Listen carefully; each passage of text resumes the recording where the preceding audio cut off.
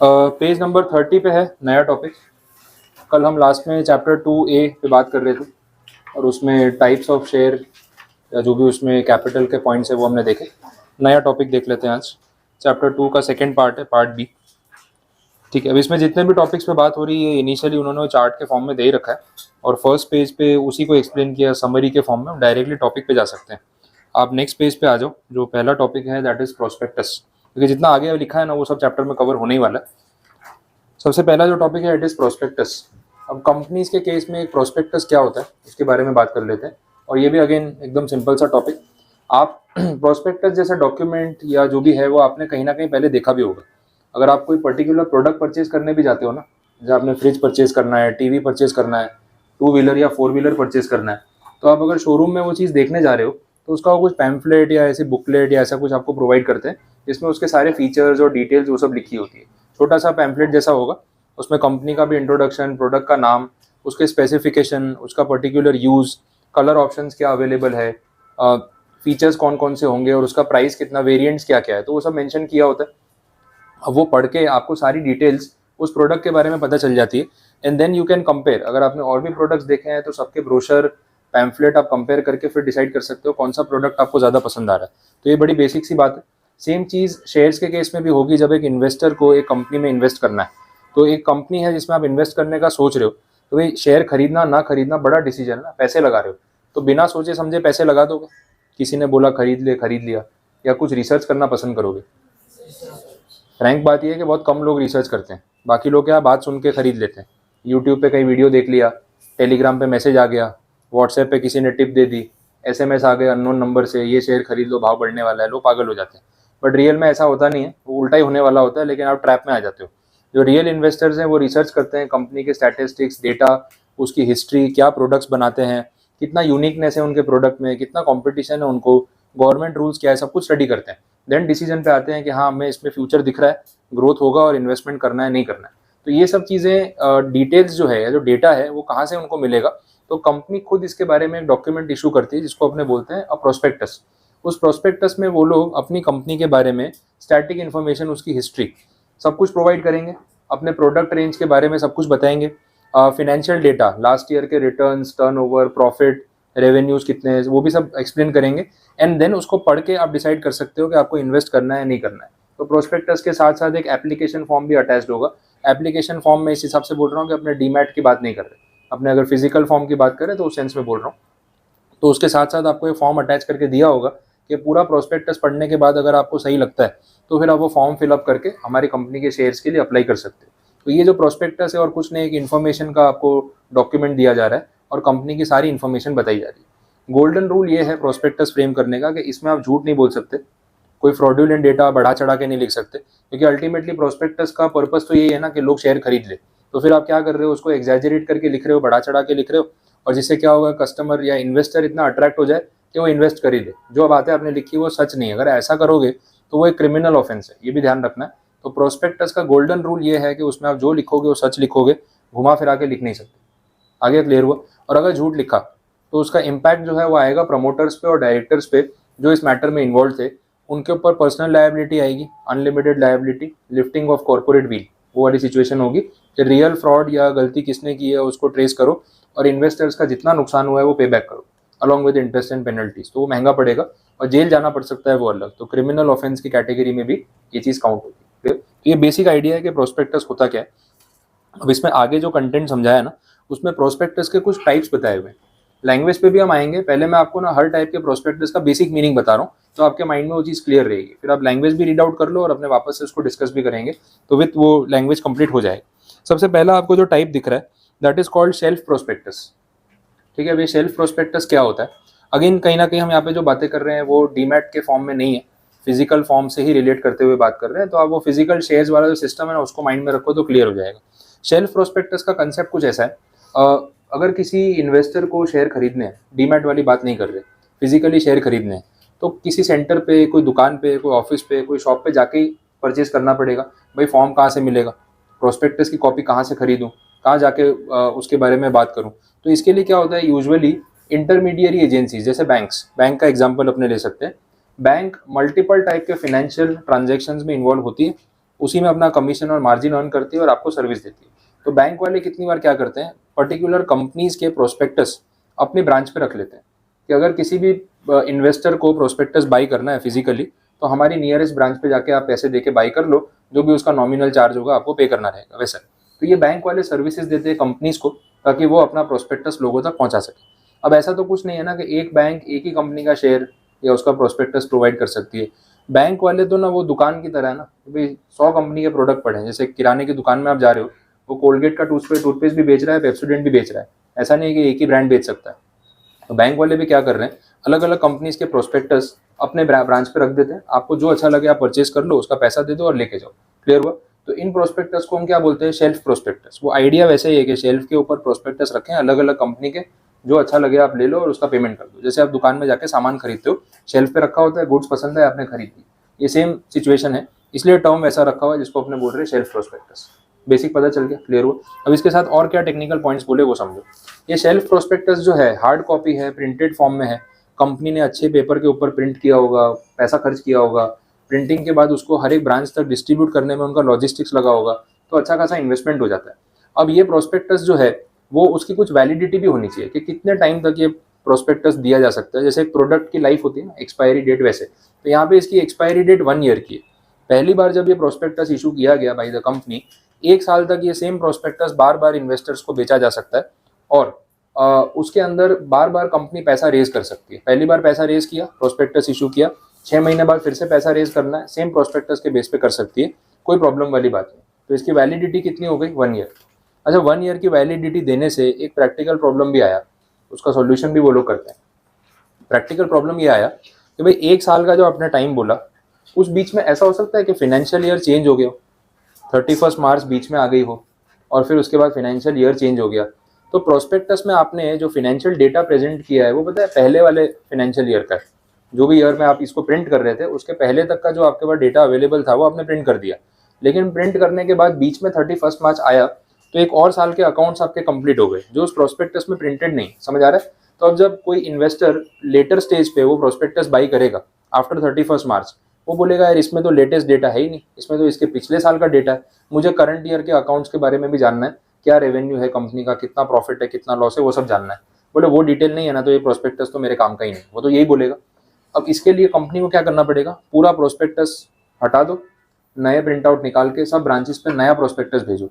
आपको नहीं लग रहा बहुत ज़्यादा महंगा पड़ जाएगा? 1 साल के फाइनेंशियल अकाउंट्स कम होने की वजह से बाकी का पूरा डेटा जो वैसे तो काम का ही था, लेकिन वो चीज़ वेस्ट हो गई और फिर से नया प्रिंट आउट निकालो। तो इसका एक सॉल्यूशन कर सकते हैं, जो प्रोस्पेक्टस है उसमें कुछ गलत तो है नहीं, जो है वो तो वैसे ही प्रोवाइड करना ही था।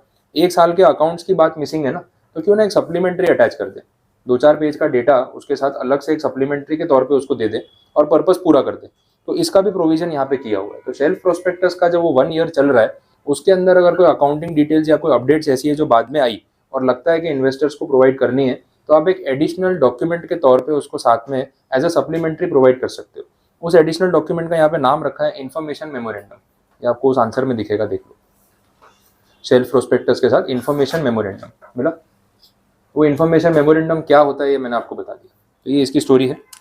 अब एग्जाम में पूछ सकते हैं what is shelf prospectus, what is information memorandum, ये चीज़ें क्लैरिफाई करने पे वो बात कर सकते हैं, तो वैसे आंसर बनेगा। अब मैंने आपको इसका बेसिक कंसेप्ट पूरा बता दिया, मैं आपको पॉइंट टू पॉइंट भी रिलेट करा दूंगा, लेकिन अभी आज सिर्फ उसका आइडिया दे रहा हूँ ताकि ये सब चीज़ें क्लियर हो जाए एक बार कैसे काम कर रही है। आगे बढ़ते हैं। नेक्स्ट टाइप है red herring prospectus. Red herring prospectus जो है वो क्या होता है exactly, it is a draft prospectus. Main prospectus आने से पहले एक ड्राफ्ट प्रोस्पेक्टस जो है फाइल किया जाता है। जैसे फॉर एग्जांपल आपने कोई प्रोडक्ट के केस में ना मार्केटिंग में देखा होगा, अभी जैसे महिंद्रा की अपने बात कर रहे थे कल, स्कॉर्पियो गाड़ी लॉन्च की, तो स्कॉर्पियो गाड़ी एकदम डायरेक्टली ऐसे अचानक से लॉन्च कर दी। आज सुबह न्यूज़ आ गई अभी 11 बजे गाड़ी का लॉन्च है, तो टीवी पे देख लो लॉन्च कर रहे हैं, शोरूम पे देख लो जाके, ऐसा होगा। वो लॉन्च करने से पहले उसका थोड़ा मीडिया में हाइप क्रिएट करते हैं। तो एक होता है ना कमिंग सून वाला जो टैगलाइन आता है, टीजर आता है, टीजर बोलते हैं उसको, तो हार्डली 2-5 सेकंड की क्लिप आएगी। अब वो कार का मॉडल, उसका इंटीरियर, एक्सटीरियर, कलर ऑप्शंस कुछ नहीं दिखेगा, बस थोड़ा सा वो कार को हाईलाइट किया, उसका बैजिंग बता दिया कि भाई स्कॉर्पियो एन करके भाई नया मॉडल आ रहा है। अब ये चीज़ से ना लोगों के माइंड में क्यूरियोसिटी आ गई कि भाई स्कॉर्पियो गाड़ी वैसे ही पॉपुलर है, नया मॉडल आ रहा है, पता नहीं कैसा होगा, कितने कलर ऑप्शन होंगे, क्या फीचर होंगे। अच्छा, कुछ लोग गाड़ी खरीदने का उस टाइम पे सोच भी रहे होंगे, हो सकता है उन्होंने कोई और कार खरीदने का मन बना लिया होगा, बुकिंग करवा दी होगी, अब बोला यार ये गाड़ी आ रही है तो रुक जाते हैं, ऐसा भी होता है बहुत बार, तो रुक जाते हैं, देखते तो हैं गाड़ी कैसी लॉन्च होती है। तो वो टीजर जो है that is only an incomplete information about a product जो आगे अनाउंस होने वाला है। अब पूरा रिवील कब करेंगे, जब उसको ऑफिशियली लॉन्च करेंगे, तब उसको पूरा डिस्प्ले करेंगे, स्टेज पे रखते हैं। फिर ये जो यूट्यूब पे जितने भी लोग हैं जो कार का रिव्यू करते हैं उनको इन्वाइट करते हैं, उनको इन्वाइट भेजते हैं कि आप आओ देखो, आपके चैनल पे गाड़ी रिव्यू करो। तो वहाँ डेमो मॉडल रखा है, फिर वो अंदर बैठेंगे, आपको वीडियो से पूरा फीचर वीचर सब बताएंगे, रिवील वैसे होता है। अच्छा, फिर इमीडिएटली उस दिन प्राइस रिवील भी नहीं करते, बोले प्राइस रिवील जो है वो इसके बाद होगा, और फिर प्राइस लिस्ट आती है कि भाई ये मॉडल जो है इतने फीचर वाला इतनी रेंज में रहेगा, पेट्रोल का इतना, डीजल का इतना, ऐसे वो लोग लॉन्च करते हैं। तो इससे ना मार्केट में क्यूरियोसिटी क्रिएट होती है कि हाँ भाई इस तरीके से एक कार आ रही है, तो वेट करते हैं। फिर जब उसको लॉन्च करेंगे तो लोगों में हाइप रहेगा कि हाँ भाई ये नया मॉडल लॉन्च हुआ। और कितने लोग फिर है ना सेम डे बुकिंग भी करवाते हैं, उस दिन होता है बुकिंग में डिस्काउंट भी होता है कि आज आप बुकिंग करा रहे हो तो इतना टोकन दे दो, कार बुक करा लो, फर्स्ट प्रिविलेज आपको मिलेगा जब डिलीवरी करेंगे, ये सब चीज़ें होंगी। शेयर्स में भी सेम चीज़ होती है। मेन प्रोस्पेक्टस आने से पहले एक इनकम्प्लीट प्रोस्पेक्टस इशू करते हैं, ड्राफ्ट प्रोस्पेक्टस होता है, और उसकी डिटेल सेबी के पास सबमिट करते हैं कि भाई ये हम इस तरीके का इशू या आईपीओ लाने का सोच रहे हैं, तो उसकी बेसिक डिटेल्स है।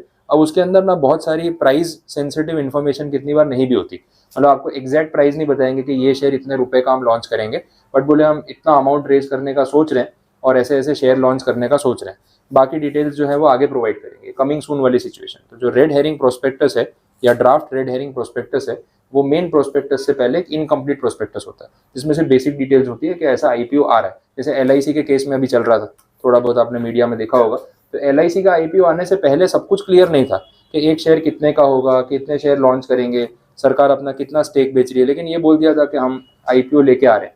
फिर डिटेल्स बाद में रिलीज की, तो जब बाद में डिटेल रिलीज की वो मेन प्रोस्पेक्टस था, उसके पहले जो इनकम्प्लीट डिटेल थी वो ये आरएचपी या डीआरएचपी बोलते हैं, ड्राफ्ट रेड हेरिंग प्रोस्पेक्टस ऐसे बोला जाता है, तो ये उसमें था। ठीक है, ये बेसिक आइडिया हो गया।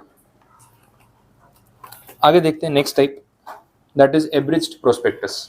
एब्रिज्ड का मतलब है अटैच्ड विद समथिंग, ठीक है, मेन डॉक्यूमेंट के साथ या मेन जो भी है इंस्ट्रूमेंट उसके साथ कोई चीज अटैच करना, उसको एब्रिज करना, दैट इज एब्रिज्ड प्रोस्पेक्टस। ये आपके केस में भी होता है, मैं आपको बताता हूँ कैसे। एज अ CS स्टूडेंट अपने ICSI में जब एनरोल किया, तो मैंने आपको बोला था वो टर्म्स एंड कंडीशंस होती है कि ICSI के भी रेगुलेशंस होते हैं। आप ऑनलाइन रजिस्ट्रेशन करते हो, लास्ट में करते हो आई अग्री, आप कहाँ पढ़ते हो पूरे रेगुलेशंस, बोले सिलेबस कम है, पढ़ने को भी रेगुलेशन अलग से पढ़ेंगे, वो भी एडमिशन लेने से पहले।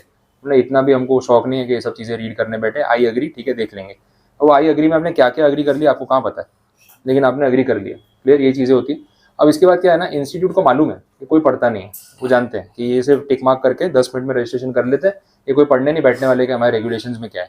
बट उसमें कुछ तो ऐसी इंपॉर्टेंट बातें होंगी जो वो चाहते हैं कि हर स्टूडेंट को पता हो। जैसे एग्जाम ओरिएंटेड कोई डिटेल्स है, तो जैसे एग्जाम में फिर जब एग्जाम देने जाते हैं तो डाउट आता है, सर कैलकुलेटर अलाउड है नहीं, ब्लैक पेन चलेगी या सिर्फ ब्लू से ही लिखना है, पिंक वाली ग्रीन वाली पेन चलेगी, कुछ ड्राइंग वाइंग करना हो, अंडरलाइन करना हो तो हमारा फेवरेट कलर है उस हिसाब से लेके जा सकते हैं। ये सब क्वेश्चन लेके आएंगे, पेंसिल से ड्रॉ करें या बॉल पेन से ड्रॉ करें, ये सब क्वेश्चन फिर मेरे पास आते हैं एग्जाम से पहले। अपने तब तक तो दिमाग लगाते नहीं, OMR पेपर में OMR में ब्लू चाहिए या ब्लैक इंक चाहिए, क्या करें नहीं पता है। अब ये सब डिटेल स्टूडेंट को पता होनी चाहिए ना, तो उनको मालूम है कि आपको मालूम है नहीं और आपने वो आई अग्री वाले में कुछ पढ़ा नहीं है, वह रेगुलेशंस में है। तो वो क्या करते हैं, जब आपका एडमिट कार्ड हॉल टिकट नहीं आता, तो आपने देखा होगा उसके साथ साथ ना वो 2-4 पेज की डिटेल्स होती है, उसमें लिखा होता है डूज एंड डोंट्स करके, क्या करना है क्या नहीं करना है ध्यान रखो। अपने वो भी नहीं पढ़ते, नहीं पढ़ना है तो नहीं पढ़ना है, जो चीज़ों को इग्नोर करो ऐसे इग्नोर करो, देखना ही नहीं है। तो वो 2-4 पेज भी इतने लग रहे होते हैं कि ये भी कौन पढ़ेगा। तो फिर मेरे पास मैसेज आता है, बोला लिखा है एडमिट कार्ड में देखो तो सही पीछे पेज पे, तो वो देखने से पहले मुझे पूछ लिया, तो सर को ही पूछ लेते, उनको पता होगा, इतना पढ़ने कौन बैठेगा। डॉक्यूमेंट हाथ में है लेकिन व्हाट्सएप करने का टाइम है, डॉक्यूमेंट पढ़ने का टाइम नहीं है, ये सब चीज़ें होती है और ये रेगुलर है। तो उन्होंने क्यों वो सारी चीज़ें आपको एडमिट कार्ड के साथ वापस अटैच करके दी जो रेगुलेशन में लिखी थी, बिकॉज उनको पता है आपने पढ़ा नहीं होगा। ये सेम चीज़ है ना प्रोस्पेक्टस में भी होती है, उनको मालूम है कि प्रोस्पेक्टस जो इतना 200-300 पेज का डॉक्यूमेंट बना के हमने दिया है, कोई इन्वेस्टर पढ़ने नहीं वाला, खुशी खुशी ले भी लेगा जोश जोश में कि पढ़ूंगा, 2 पेज के बाद थक जाएगा, नहीं पढ़ेगा। लेकिन उस पूरे प्रोस्पेक्टस में कुछ इंपॉर्टेंट बातें होंगी जो हम चाहते हैं कि इन्वेस्ट करने से पहले आपको पता हो। तो फिर वो डिटेल्स वो लोग क्या करते हैं, जो आपका एप्लीकेशन फॉर्म होता है ना, उसके साथ साथ उसके पीछे एक समरी के फॉर्म में लिख देते हैं इंपॉर्टेंट पॉइंट्स, तो उसको हम क्या बोलेंगे, that is abridged attached with the application form, और उसको बोलते हैं एब्रिज्ड प्रोस्पेक्टस। तो उसमें पूरा प्रोस्पेक्टस नहीं होगा, प्रोस्पेक्टस की समरी या इंपॉर्टेंट पॉइंट्स मेंशन किए होंगे। एक और चांस दे रहे हैं आपको भाई, इन्वेस्ट करने से पहले पढ़ लो, फिर ये मत बोलना कि हमें पता नहीं था। आया समझ में, इसलिए वो क्लियर आउट करने के लिए ऐसा करते हैं। तो बेसिक आइडिया इसका यही है।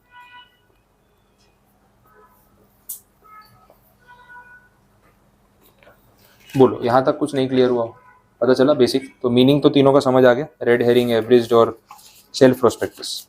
ठीक है, लैंग्वेज को अभी के लिए उसमें जाने देते हैं, आगे बढ़ते हैं।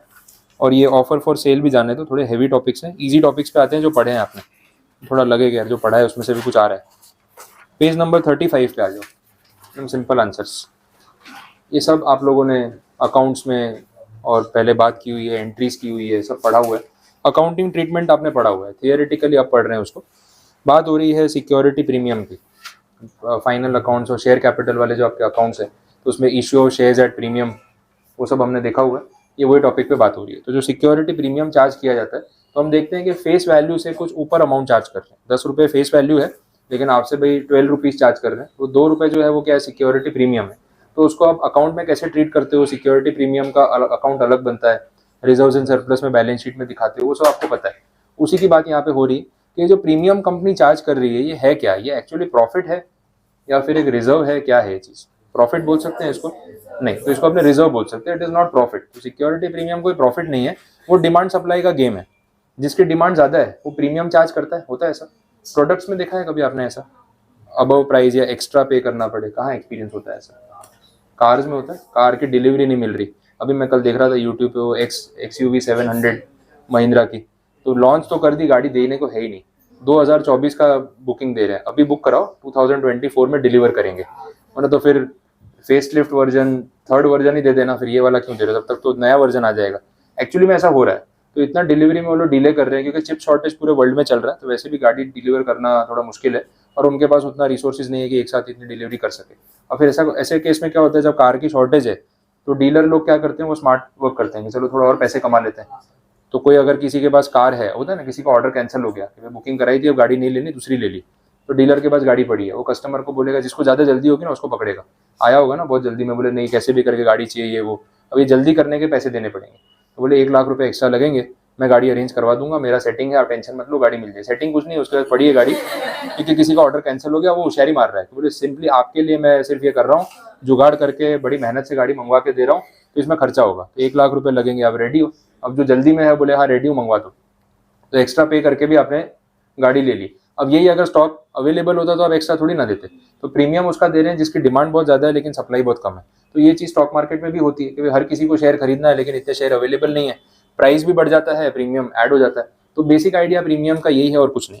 अब ये सिक्योरिटी प्रीमियम जो चार्ज किया जा रहा है, इसके बारे में यहाँ ये बोला कि इसको प्रॉफिट मत मानो, इसको रिजर्व्स इन सरप्लस में सेपरेट जो है एक अकाउंट की तरह उसको ट्रीट करो, उसकी एंट्री सेपरेट दिखाओ। जो अकाउंटिंग में आपने किया है वो सब यहाँ पे बोला है कि करना पड़ेगा।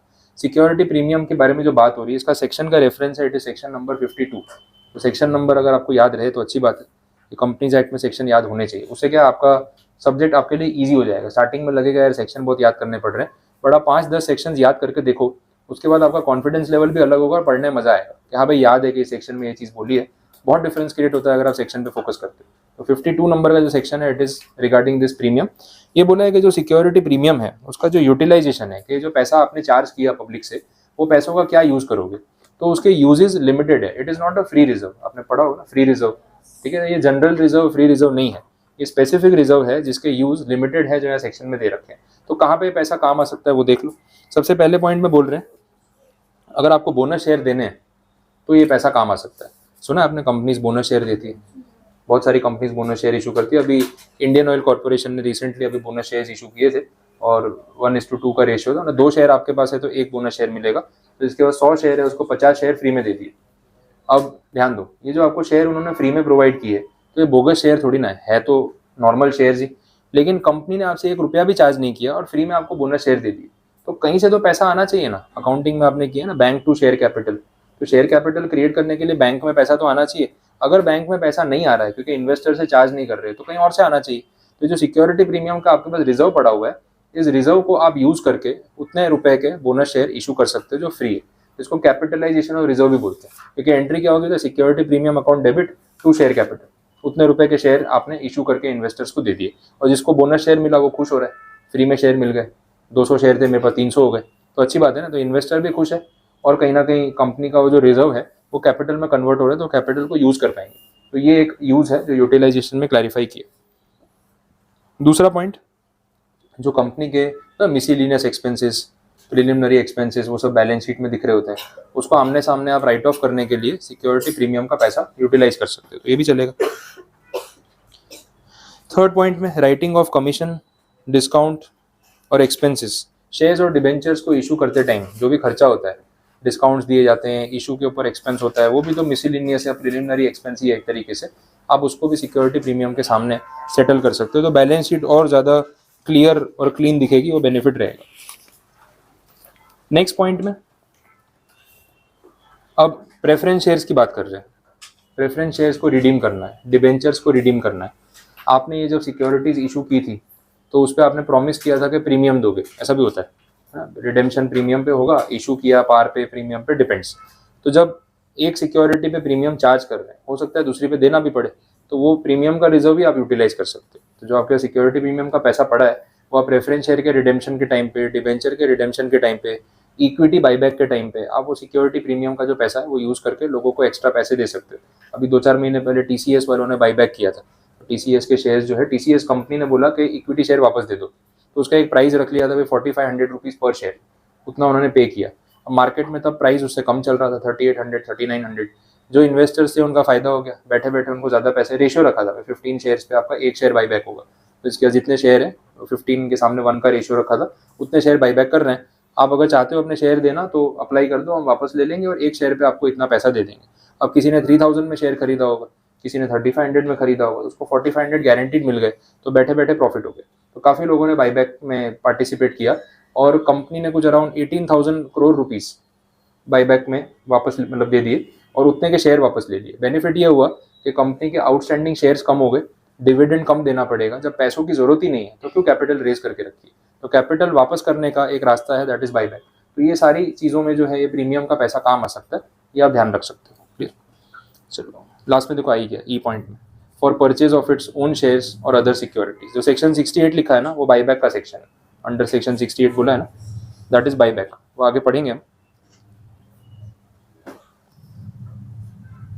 ठीक है, तो सबसेक्शन 2, अब सबसेक्शन 2 पूरा एक आंसर है, एग्जाम में क्वेश्चन बना के पूछ सकते हैं, what is security premium and is it a free reserve, ऐसा कमेंट करके पूछ लिया, या आपको बोल दिया कि भाई explain the utilisation where security premium reserve can be used. तो आपको सिर्फ ये सबसेक्शन 2 पूरा एक्सप्लेन करना है और स्टार्टिंग में इंट्रोडक्शन देना है कि प्रीमियम होता क्या है, तो स्टार्टिंग का पैराग्राफ समझा दो, तो उसके बाद डायरेक्टली आप ये सबसेक्शन के सारे पॉइंट्स एक एक करके एक्सप्लेन कर दो, आपका आंसर बन गया। तो इररेलेवेंट तो कुछ लिखना ही नहीं, लेंथ वाला प्रॉब्लम नहीं है कि भाई 4 मार्क्स में बोला है तो 2 पेज भरने हैं, ये वैसा एग्जाम नहीं है। आपको 4 मार्क्स में क्या पूछा है, जो पूछा है वो सब कुछ लिखना है, उससे रिलेटेड अगर आप थोड़ा लेंथ क्रिएट करने के लिखते हो जो लॉजिकली लिंक हो रहा है तो ठीक है, जो लॉजिकली लिंक नहीं हो रहा है अगर आप वो चीज़ें उसके अंदर लिखोगे वो अनचेक्ड होंगे, वो टिक भी नहीं करते उसके ऊपर, राइट या रॉन्ग भी नहीं देंगे, वो काम की नहीं है, उल्टा उससे ये इंप्रेशन जाएगा कि आपको पता ही नहीं चला क्या पूछा है, तो इधर उधर का जो समझ में आया लिख दिया, तो वो तरीका सही नहीं है, आप टू द पॉइंट लिखो, ज़्यादा बेटर। आगे बढ़ रहे हैं, सब सेक्शन 3 सेम बात बोलिए, security premium can be applied by such class of companies as may be prescribed and whose financial statements comply with the accounting standards. ठीक है, in paying up unissued equity shares of the company to be issued to the members of the company as fully paid bonus share। Same बात, bonus share वाली। Writing of expenses भी हमने देखा ऊपर, और जो 68 वाला बाईबैक बोला है वो भी सेम है। तो इन शॉर्ट बात वही हो रही है, लेकिन कुछ सिलेक्टेड टाइप ऑफ कंपनीज के लिए बोला हुआ है कि अगर कोई पर्टिकुलर कंपनीज है जिनको नोटिफाई किया है कि आप भी इस तरीके के ट्रांजेक्शन कर सकते हो तो उसको यूटिलाइज कर लेना, बाकी कुछ नया नहीं, तो अपने लिए इतना ये पॉइंट खास नहीं। आगे बढ़ते हैं, उसके बाद देखना, firstly the premium can not be treated as profit, वो बात हमने पहले भी कर ली कि इसको प्रॉफिट की तरह ट्रीट नहीं करना है, तो वो पॉइंट आपको पता है। ठीक है, फिर बोला सेपरेट अकाउंट में इसको मेंटेन करना, बुक्स में अलग से शो करना, सिक्योरिटी प्रीमियम किसी और अकाउंट में मिक्स मत कर देना, और इसको वैसे ही ट्रीट करना जैसे शेयर कैपिटल को ट्रीट करते हो। तो आपने देखा भी होगा बैलेंस शीट में हम शेयर कैपिटल के साथ ही रिजर्व्स एंड सरप्लस लिखते हैं और उसी के अंदर ये मेंशन होता है, तो उसको सेम लेवल पे ट्रीट करने की बात हो रही है, इसलिए बोला सेम सैंक्टिटी।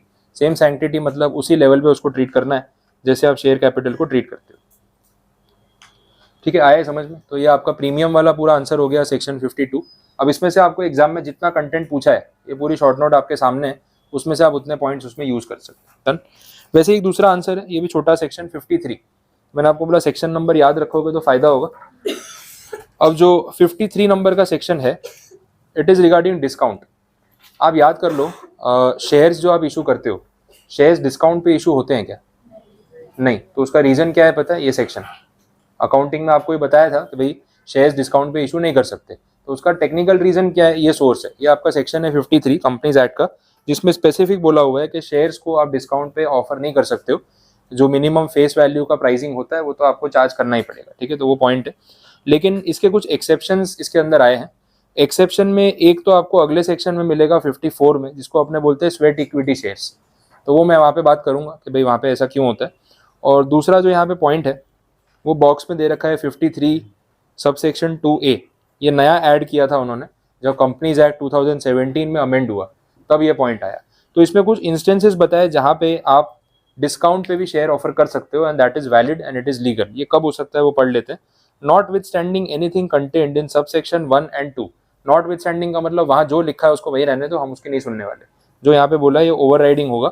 अ कंपनी में issue shares at a discount to its creditors when its debt is converted into shares in pursuance of any statutory reduction plan or debt restructuring scheme in accordance with the guidelines or directions or regulations by RBI। बहुत बार ऐसा होता है कि companies की financial हालत ख़राब होती है, देने के लिए पैसे है नहीं, लायबिलिटीज़ बढ़ती जा रही है, तो कंपनी को बंद कर देना सुनने में ईजी लगता है लेकिन प्रैक्टिकली गलत डिसीजन हो सकता है, क्योंकि एक कंपनी में इन्वेस्टर्स के पैसे लगे, एम्प्लॉयज़ की जॉब है, उनकी सैलरी है, उनकी फैमिली है, ये सब चीज़ें कनेक्टेड है, क्रेडिटर्स का इन्वेस्टमेंट है, बैंक के लोन्स हैं, सबका नुकसान हो जाएगा। तो कंपनी को बचाने की कोशिश बहुत की जाती है पहले। अगर कंपनी को रिवाइव कर सकते हैं, नुकसान को जितना कम कर सकते हैं, बंद कर देने से तो बेटर है। तो वहाँ पे ना डेट का रिस्ट्रक्चरिंग होता है। क्रेडिटर्स को ये बोलते हैं कि भाई आपका पैसा फिलहाल देने के लिए तो कंपनी के पास नहीं है, आप एक काम करो, इतने अमाउंट के ना शेयर ले लो, शेयर होल्डर बन जाओ। इससे क्या होगा, कंपनी के ऊपर उधार कम हो जाएगा, ऑन पेपर ब्याज नहीं देना पड़ेगा, उनको टाइम मिल जाएगा कंपनी को सेटल करने का, और इन फ्यूचर कंपनी अगर ट्रैक पे आ गई और बिजनेस फिर से चल पड़ा तो आप ही का फायदा है ना। उतने पैसों के शेयर सही रेट पे तब बेच के अपना पैसा रिकवर कर लेना, लेकिन अभी तो रुक जाओ। तो कहीं ना कहीं पेशेंस रखने से आपको फायदा हो सकता है। इमीडिएट देने के लिए तो पैसा है ही नहीं, या तो फिर जो है 100 के सामने 10 रुपए लेके चले जाओ, या वेट कर लो थोड़े टाइम के लिए, क्या पता 100 के सामने 50, 60, 70 कुछ रिकवर हो जाए। तो ये स्मार्ट डिसीजन आपको भी लेना पड़ सकता है। तो डेट रिस्ट्रक्चरिंग अगर हो रहा है तो क्रेडिटर्स को उनके क्रेडिट या जो डेट उन्होंने दिया है उसके बदले शेयर ऑफर किए जा सकते हैं, बड़ा कॉमन है। और अगर ऐसा होता है तो वहाँ पे वो जो शेयर्स है ना उसको डिस्काउंट पे ऑफर किया जा सकता है, दैट इज ओके। और डिस्काउंट पे ऑफर करने का रीजन सिर्फ नंबर्स का गेम है और कुछ नहीं। क्रेडिटर्स ने कितना पे किया है, कितना वो मांग रहे हैं, उसमें उनको कितना बेनिफिट चाहिए, कितना उनका नुकसान हो रहा है, ये सब चीज़ों को ध्यान में रख के शेयर्स डिस्काउंट पे इशू होंगे तो भी चलेगा। खुद उन्होंने प्रोविजन करके इस पॉइंट को ऐड किया, दैट मीन्स लीगली इसको अलाउ कर रहे हैं। तो ये तो एकदम स्पेशल सर्कमस्टांसिस हो गए ना। नॉर्मली कोई हेल्दी कंपनी ऐसा कर सकती है नहीं, तो वो सिर्फ रिस्ट्रिक्टेड कंडीशंस में अलाउ किया सिचुएशन को समझते हुए। आया समझ में? तो ये एक स्पेसिफिक पॉइंट था। अब अगर इसको कहीं यूज करना होगा एग्जाम में तो क्वेश्चन में वैसे पूछ लेंगे। अच्छा, अब सब सेक्शन 3 में ना पेनल्टी है, इंटरेस्ट रेट है, पेनल्टी है। अगर आपको याद रहे और आप लिखो तो ठीक है, मैं पेनल्टीज के लिए ज़्यादा स्ट्रेस नहीं करता हूँ कि याद होनी चाहिए, बिकॉज वो थोड़ा सा आउट ऑफ लिमिट हो गया कि इतने सारे पेनल्टीज आप याद रखो। हर सेक्शन में पेनल्टी अलग अलग है, 1 लाख, 2 लाख, 5 लाख, 50,000, यही रेंज में चलती है। तो रिलेट कर पाना थोड़ा डिफिकल्ट होता है। तो अगर आपको ध्यान रहता है तो ठीक है, नहीं रहता है तो कोई बात नहीं। जब मार्किंग होगी तो फिर उसके अगर आंसर में वो पॉइंट लिखना होगा और आपने नहीं लिखा तो हाफ मार्क आपका कट हो जाएगा, उससे ज़्यादा कुछ नहीं होगा, बट एटलीस्ट बाकी के मार्क्स आप सिक्योर कर सकते हो। तो पहले प्रोविजंस पे ध्यान दो, कंटेंट याद करो, पेनल्टी वाली चीज़ें एड ऑन है, जिसको याद रहे एंड में ठीक है, नहीं रहे तो भी ठीक है, इतना बड़ा इशू नहीं, क्योंकि हर आंसर में कोई पेनल्टी नहीं होती। बोलो यहाँ तक समझ आ गया? क्लियर? तो ये अपन ने देखा प्रीमियम वाला पॉइंट, डिस्काउंट वाला पॉइंट। डिस्काउंट नॉर्मली अलाउड नहीं होता है, स्वेट इक्विटी में अलाउड है जो 54 सेक्शन में बात होती है, एंड अदरवाइज 53(2)(a) में ये डेट रिस्ट्रक्चरिंग वाले में अलाउ किया जाता है, बाकी और कोई इंस्टेंस में अलाउड नहीं। बोलो यहाँ तक कुछ नहीं समझ में आया तो बोलो। क्लियर ये सारे पॉइंट्स? ठीक है, देख लेते हैं और कुछ आज कवर हो सकता है, अगर नहीं तो फिर एंड करते हैं। ठीक है, इसमें इतना रखो काफ़ी है, बाकी पॉइंट्स कल देखेंगे।